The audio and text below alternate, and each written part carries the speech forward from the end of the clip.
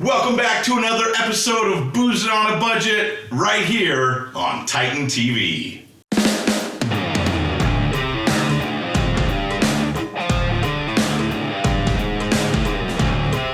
Tonight, let's talk bubbly wines including champagne and budget alternatives to champagne. I did a TikTok video where I was talking about some budget alternatives to champagne. Let's go ahead and check that out right now, and we'll come back and talk about it. Budget, bubbly alternatives to champagne. Here we go. As we know, champagne can only be called champagne if it's from the Champagne region of France. Other than that, it's sparkling wine. But we don't all have the money for champagne. So what are some good alternatives to champagne that we can look for? Well, I'll tell you what. One of my favorites is Cava from Spain. Conde de Queralt Brut Cava. I've got the Rosado. I've been on a rosé kick because it's springtime. I don't know what's happening. They make a Blanc de Blanc. They have a few on the market that are really good. But bubbly wine from Spain, Cava. Wonderful alternative to champagne. Also have here from Rufino some Prosecco. Happen to have the Prosecco Rosé. Prosecco sparkling wine from Italy. A lot of people familiar with La Marca Prosecco. Not going to come with the price tag of champagne. Pet Nats, Petulant Naturals. I'm going to do a whole video on Pet Nats, but here's another sparkling wine that is a budget alternative to champagne. These are really cool, very trendy, made in a natural kind of a way. I'm going to open this one up soon as well, give a review on this and talk all about Pet Nats. Also, if you really want to get into something that's going to be as close to champagne as you can get it without being champagne, get you some Cremant. Cremant is sparkling wine from other regions in France that are not champagne. Cremant d'Alsace, huge. Cremant de Bourgogne, sparkling wine from the Burgundy region. Cremant is about the closest you can get to champagne that's not champagne. Sometimes those vineyards are just separated by a fence line or a road, but Cremant, the way to go as well. So get your bubblies. You don't have to break the bank to get into some good bubblies. Honorable mentions that I don't have, Gruet from New Mexico, sparkling wine made from New Mexico. Gruet, I've heard some really good things about that. Check that one out, about 19 bucks on the price point there. Espumante, German Sect. So there are sparkling wines that you can get into without breaking your bank. That's what we're about at Boozin on a Budget. All right, as stated in the video, it can only be called champagne if it comes from the Champagne region in France. I think to a lot of people who aren't necessarily wine nerds, champagne, the word champagne has kind of become a catch-all for all bubbly wines. Some people will be shocked to know that there is absolutely no champagne from California. It literally does not exist, because I hear that quite often. Oh, we got some California champagne here. No, you don't. You have bubbly wine from California. Some people say, stupid wine nerds with all their words about. Just letting you know that the French take this very seriously. In fact, they write laws about this stuff. If it doesn't come from the Champagne region, it cannot be called champagne. Before I get into tonight, I'm gonna start my first segment here. I'm gonna jump right to the drink of the week. I happen to have here some Cremant, as mentioned in that video there. The same one that I had in that video. This is one of my favorite ones. Always available at Total Wine. About a $20 bottle. Le Vert Frère. Cremant de Bourgogne from the Burgundy region. Again, Cremant, bubbly wine that is from France that is not from the Champagne region. This is one of my absolute favorites. It's got the nice fruitiness. It's full-bodied without being overly sweet. I happen to have the Rosé, the Brut Rosé. I'm gonna open it up and start drinking it because I wanna sip this while I do the episode. This stuff, like I said, about 20 bucks. However, I noticed that it is on sale at Total Wine right now for $18.99. So go down to your Total Wine and check this out. Yeah! Delicious. Le Vert Frère, Cremant de Bourgogne, Burgundy, France. The aromas of red and black fruits dominate this full-body Cremant with pleasing acidity. Enjoy as an aperitif or with fruit desserts. Oh, it's just lovely. The strawberries jumping out of the glass. There's that nice yeasty, bready quality, which is going to make sense after we jump in here with a little more information. Floral character. Really lovely, bready, yeasty notes with a nice strawberry backbone. Bubbles are super nice. Kind of soft. It's a soft bubbly. It is very fruit forward, and it's not overly dry. There is a touch of sweetness there, but man, it's not too much at all. And this would really go good with some light food. They mentioned fruit and desserts and stuff like that. I think you could pair this with some lovely some seafood, some white sauce pasta. Dude, get you some of this Cremant. Levert Frere, Total Wine, $18.99 on sale right now through, I think, mid-March. All right, so it's the Bubbly Wine episode, and I wanted to talk about how do the bubbles get in there, right? Well, there are around 6 methods of getting bubbles into bubbly wine. There are really 3 that are mostly used. The others are kind of used for bulk wine or for lower quality wine. But we're going to talk about the 3 most used methods for getting the bubbles in your bubbly wine. As you may know, during alcohol fermentation, yeast eats sugar. The byproducts of this process are alcohol and carbon dioxide. In non-sparkling wines, your Chardonnay, Pinot Noir, Cabernet Sauvignon, most or all of the fermentation occurs before bottling, so there's no bubbles. However, one of the main methods to getting CO2 in the wine is the traditional method, or the champagne method, or they're also calling it méthode champenoise, méthode traditionnelle, méthode cap classique, méthode classico, classische Flaschengrund. Examples that use the champagne method or the traditional method: cava, champagne, Cremant, sect, some sect, and Italian Metato Classico wines. Cava, as mentioned in the video, bubbly wine from Spain. Love me some cava. The traditional method, the champagne method, is arguably the most appreciated method for sparkling wine production in terms of quality, and at the same time, it is also the most costly in terms of production. The most important facet of the traditional method is that the transformation from a still to a sparkling wine occurs entirely inside the bottle. Interesting. You start with a base wine or a cuvee. Grapes are picked, usually just a tiny bit younger, to preserve acidity and fermented into a dry wine, a very non-sweet wine. The winemaker then takes the various base wines and blends them together into what the French call a cuvee, which is the final sparkling wine blend. Then you put that base wine into a bottle and then you hit it with a tirage. A tirage is a yeast and sugars are added to the cuvee to start the second fermentation, and wines are bottled and topped with crown caps, like beer caps or Coke cap, old school Coke caps. Then, with the yeast and the sugar, the tirage put into the bottle and capped, a second fermentation happens inside the bottle. The second fermentation adds about 1.3% more alcohol, and the process creates CO2, which is trapped inside the bottle, thus carbonating the wine. So the second ferment is fermenting in the bottle, that reaction causing the CO2, and that's where the bubbles come from. Thought that was so interesting when I first learned that. During that process, the yeast that is put in there dies in a process called autolysis and remain in the bottle. Lees, they call that lees. Dead yeast cells in winemaking are referred to lees. Sometimes wine is left on the lees, meaning that they leave that wine in contact with those dead yeast cells. That's some of where our bready characters come from in our bubbly wines and our champagnes. After the tirage comes the aging. Wines are aged on their lees. As I just stated, they're aged with the yeast in the bottle still. They're aged for a period of time to develop texture in the wine. Champagne requires a minimum of 15 months of aging, 36 months for vintage champagne. Vintage meaning that they put a year on it. A lot of champagne doesn't have a year. They use blends from different years. If you find a champagne with a vintage, that's a really, really good champagne with a year. Cava requires a minimum of 9 months of aging, but requires up to 30 months to be called a Gran Reserva Cava. Most believe the longer the wine ages on its lees, the better. The next step is riddling. This is where I think it's just crazy interesting. Clarification occurs by settling the bottle upside down, and the dead yeast cells collect in the neck of the bottle. They actually have these wooden things that they're all full of wine bottles facing down, and they let them sit there and they'll come and rotate them every day so that lees, those dead yeast cells, go to the neck of the bottle. That is referred to as riddling. The next step is disgorging, removing sediment from the bottle. The bottles are placed upside down into freezing liquid, which causes the yeast bits to freeze in the neck of the bottle.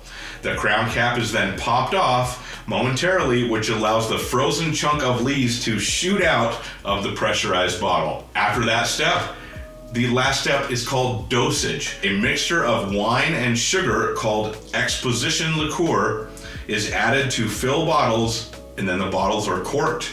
wired, and labeled. After they shoot the lees out, they then take a little bit more of wine mixed with a little bit more sugar, put it back in, and cap it. We're gonna talk in my binge thinking segment about different levels of sweetness in the wine, but they achieve different levels of sweetness in those bubbly wines and champagne during that dosage part where they put in a little more or a little less sugar along with the wine. So that is the traditional method, the champagne method.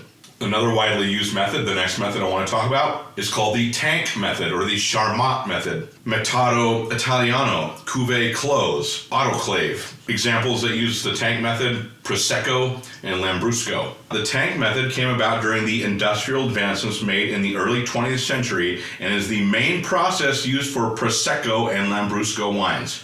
The major difference between the tank method and the traditional method is the removal of the individual bottle as the vessel used to turn a still wine into a sparkling wine. Instead, base wines are added together with the sugar and yeast mixture, the tirage, and they are put into a large tank. As the wine has its secondary fermentation in the tank, the CO2 released from the fermentation causes the tank to pressurize, whereafter wines are then filtered, dosed with the expedition liqueur, and then bottled without aging. The tank method sparkling wines have a much more freshly made character with stronger secondary yeasty flavors. Some may argue that the tank method is not as high quality of a production method as the traditional or champagne method. While the process is more affordable and thus a popular with lower quality wines, it is still used for fine sparkling winemaking as well. So the winemaker may choose to do the tank method. And the last of the three methods that are mainly used is the ancestral method. Other terms for the ancestral method include méthode ancestrale, méthode rurale, pétillant naturel, aka pet nat. Examples include Loire, from the Loire Valley in France, and Jura. So the ancestral method. This method of sparkling wine production uses icy temperatures and filtration to pause the fermentation midway for a period of months, and the wines are then bottled and the fermentation finishes, trapping the CO2 in the bottle. So it starts its fermentation, they pause the fermentation, bottle it up, and then it finishes its fermentation inside of the bottle, creating our bubbles, our CO2 from that fermentation finishing off. When the desired level of CO2 is reached, wines are then chilled again, riddled and disgorged, just like the traditional method, but no expedition liqueur, no sugar, is added. The technique is referred to as the ancestral method because it's assumed that this is one of the earliest forms of sparkling winemaking, so that the ancestral method came before the champagne method. Now, this is the preferred method for pétillant naturel wines. I referenced those in the TikTok video, but let's talk about those because those are very popular. Pet nats, you'll hear them called. They're very trendy, very popular wines. Pet nat is a wilder version of the sparkling wine like champagne. A pet nat is a wine that we bottle during initial fermentation, and then the sugars from the grapes provide the bubbles. So the pet nat's bottled again. It starts fermenting, they pause it, then they bottle it up and let it finish its fermentation in the bottle. Pet nat is like a junior version of the really complicated champagne process. Rather than blending different dry wines and putting them through a second round of fermentation and aging, pet nat is bottled while still undergoing its first round of fermentation. However, that's not the only difference between pet nat and traditional bubbly. While classic sparkling wines are typically made from a narrow range of grapes, winemakers today are making pet nat with all kinds of unusual and interesting grape combinations. So again, France, they have laws about what you can put in, the grapes that you can use in different wines and what you can label them. Pet nats, they're going crazy. They make pet nats from all different kinds of grapes, so they're allowed to experiment a little bit, so you get a lot of different cool and unique pet nat wines. Part of the reason that they're so trendy and popular. Compared to champagne and other sparkling wines, pet nat is unpredictable. There's no control once it's in the bottle, so every bottle will be a little different, another cool factor. When a pet nat is first released, it may still be a tad sweet, the result of some of the residual sugar that hasn't been completely fermented yet. It tends to get drier as time passes. If you would like to speed it up, you prefer your pet nat a little bit drier, you can put your bottle in a sunny window for a few days, and that will help speed up that last bit of fermentation. If you like it sweet, drink it, the sooner you drink it to when you bought it, the better if you like it sweet. Also, a pet nat's bubbles become softer and smaller as it ages. Pet nats are not meant for long cellaring, and it is suggested that people drink them within 3 months of buying. So if you haven't had a pet nat, go look for some of that. Generally, your pet nats still have that crown cap on there, that old beer cap, or the beer cap, the one you have to open with a bottle opener. So that's a telltale sign of a pet nat wine, Petulant Natural.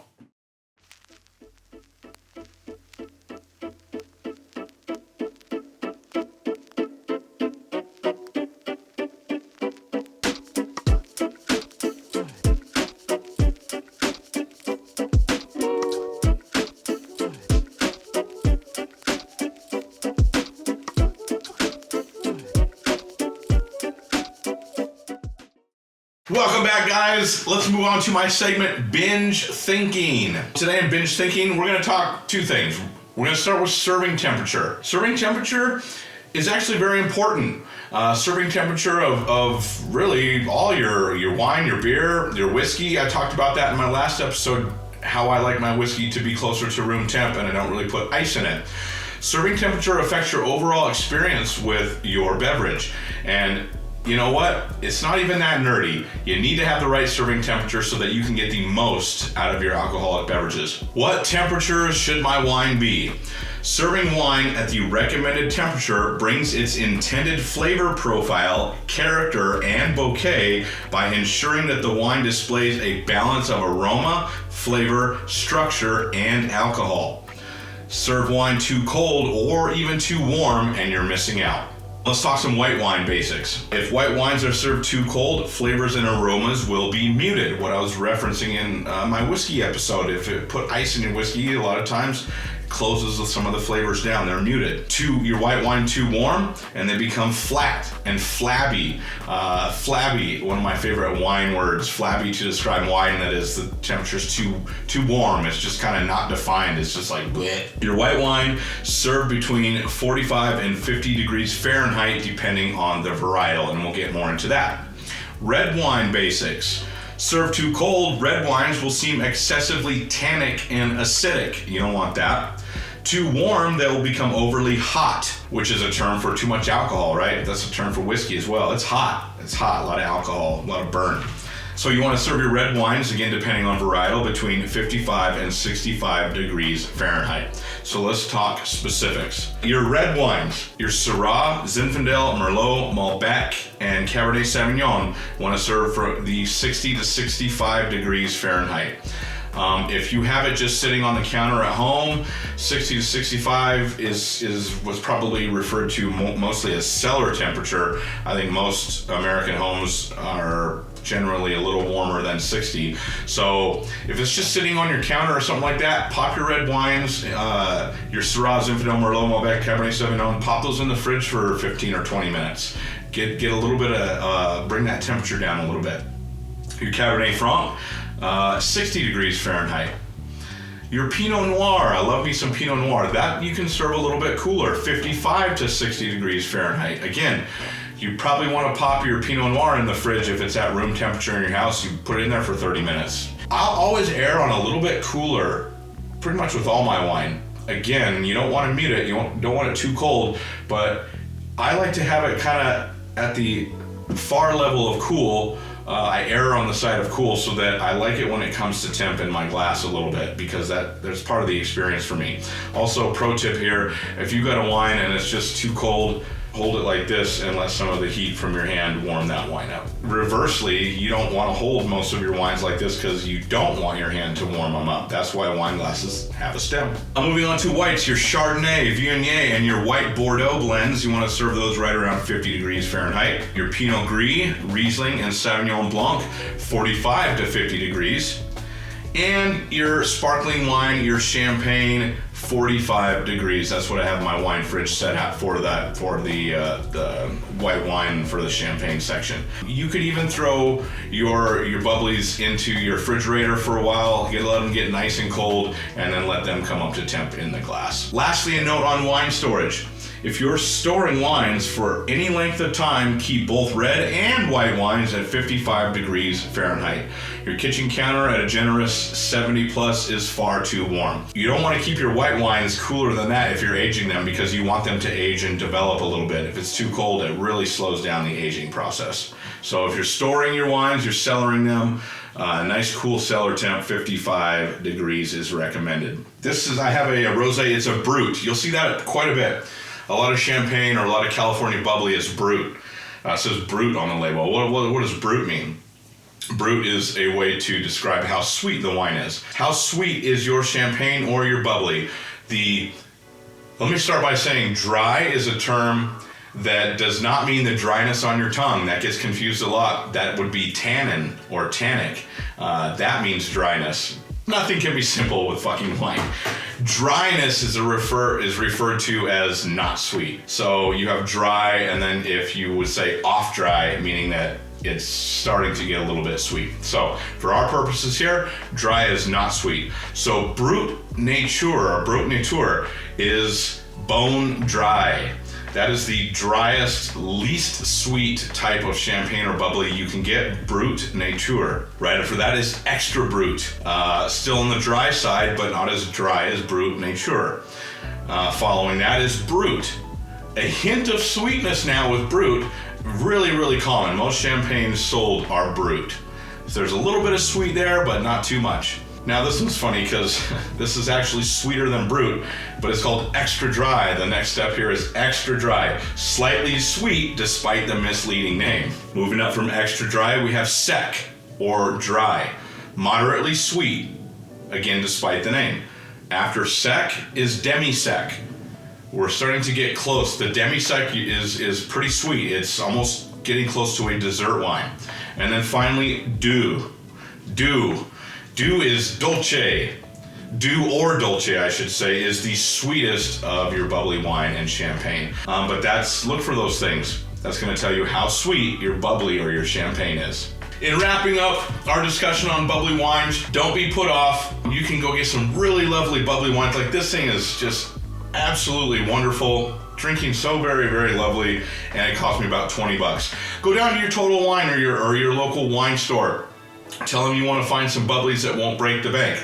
Or if you have that special occasion, spring 50 bucks, spring 100 bucks on a bottle of champagne. You will be blown away. The quality, if it's coming from France, if it is truly a champagne, if it has a vintage or a year, you'll know where the money went. And that's why we use champagne to celebrate our special events, things like that, weddings like that. So if you have the money, you want some really, really good bubbly wine, get you some champagne. If not, look for your Prosecco, look for your Cava, get you some Cremant, and enjoy some bubbly wine without breaking the bank. All right, guys, lastly, my segment pairs with. Towards the second half of the season, I've kind of switched gears here and I've been recommending music. Quick side note to last week's episode, I was referencing Skrillex dropped an album that week. Everybody was freaking out there. Everybody was losing their minds. It's an awesome album. I don't know how many people knew this, but he literally dropped another full-length album the next day. So he essentially dropped a double album, which is crazy. Second one, for me, not quite as good as the first. It's not bad. It's just a little bit different style, but I thought I would mention Skrillex dropped not one, but 2 full-length albums here in the last week, so go check that out. But right now, this week's album, I want to talk about a group called Big Gigantic. Big Gigantic are an American instrumental electronic hip-hop and jazz musical duo based in Boulder, Colorado. These guys are awesome. One dude plays the sax live, one dude plays the drums. Of course, they are producing their electronic music as well, but when you go see them live, they're playing some of their instruments live on stage as well, which is an added benefit. Their album right now, this one actually came out in June. However, they're touring in support of this. It is Brighter Future 2. This is funky, awesome, electronic, jazzy, hip-hoppy, just electronic music goodness. I'm pretty stoked. I'm going to see Big Gigantic with a couple of other artists that I really like, Taboo, and one of my personal favorites, Ahi. They're playing down here in Las Vegas this weekend. I'm super stoked to go see them, but I could not recommend this Brighter Futures 2 album more. It is a very funky, jazzy, eclectic tour through electronic music and hip-hop. Give that a listen, you guys. Get you some Cremant, and I will see you next time right here on Boozin' on a Budget.